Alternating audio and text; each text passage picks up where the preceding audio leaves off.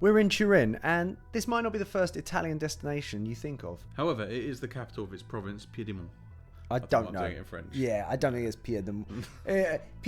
Can't help myself, I lived there. But should you visit here, we're going to tell you about the place and hopefully help you make the best decision for your journeys. We had a great little rooftop place a few miles from the centre.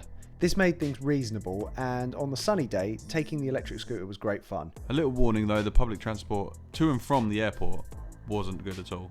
The trains were not regular. I think they came every hour and a half. And there was no clear direction. We ended up taking a taxi. Yeah, no electronic board either, letting you know times. I mean, I guess the most obvious thing to say about Turin is there's a lot of squares and some beautiful architecture. As you can see, they are fairly empty, which is rare in European cities. It's not your typical tourist location, so this is the reason. However, if you're looking for a more authentic city, this might be the place for you. The downside to that is, if you're looking for a destination with lots of touristy things to do, this won't be the place for you. Hopefully what you're seeing from these squares though is it is a really cool place, really lovely, attractive place to be. On the other side though, one of those strange things is the Riverside Walk. Yeah, the Riverside was really beautiful, really picturesque. We went for a scooter ride along it. We got to go past this lovely castle. But the closer you got to the main town, it turned pretty grim, to be honest. Graffiti everywhere. You could imagine it full of classy bars, restaurants, and instead it was just covered into graffiti and no one around. Empty. One of the major attractions on the opposite side of the river, and I'm going to give this my best Italian pronunciation, is the Villa della Regina, and offers amazing views back on the main square, the Piazza Vittorio Veneto. So I know how I felt about that place, but what did you think, Jad? I'd say it's one of those buildings that looks great from a distance. The nearer you get, the more tired it looked. Yeah, it was odd. Like, in some ways it was sort of majestic, and then the closer you get, it's like, wow, have they really let this place become this much of a shambles? It's really disappointing.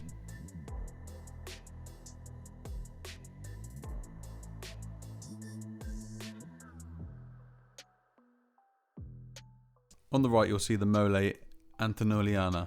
The structure dominates the Turin skyline, but we'll visit that in a moment. Before we do that, day 2, we woke up to this amazing sunrise. Straight after that, the wind and the rain appeared, and we never got to take any footage of where we were at, which was in the Alps. So while we're up there, you don't get to see it, which is really disappointing because it is amazing. We paid €17 each. That was to get entry to the museum and to get the panoramic views. Once you get to the top, it kind of reflects the city itself. It's kind of nice, but at the same time... It's an amazing city that's just a little bit disappointing no matter where you are. The museum in itself, though, was really good fun. It was a sort of cheesy, tacky ode to cinema. Just out of curiosity, Jad, do you wear anything different on this holiday? It's hand luggage, okay? I only had one coat. Yeah, sure. Whatever.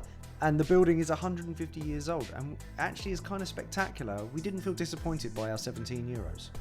I'd say the best bit about this city, especially my favourite, was the food. Food and drink and puddings. I think it goes back to what I was saying earlier about it not being that touristy, is that you got genuine, authentic food. Yeah, I agree. And not just like... Yeah, we didn't just get that generic rubbish that you get in like Rome and whatever in the main bits.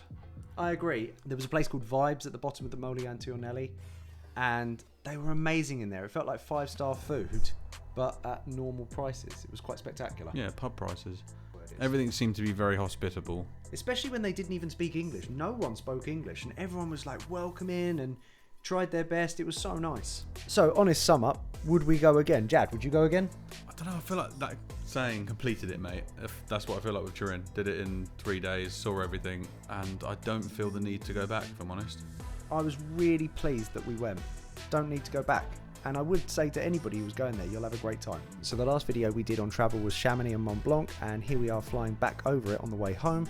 If you want to see that video, click the link. It's up on the left.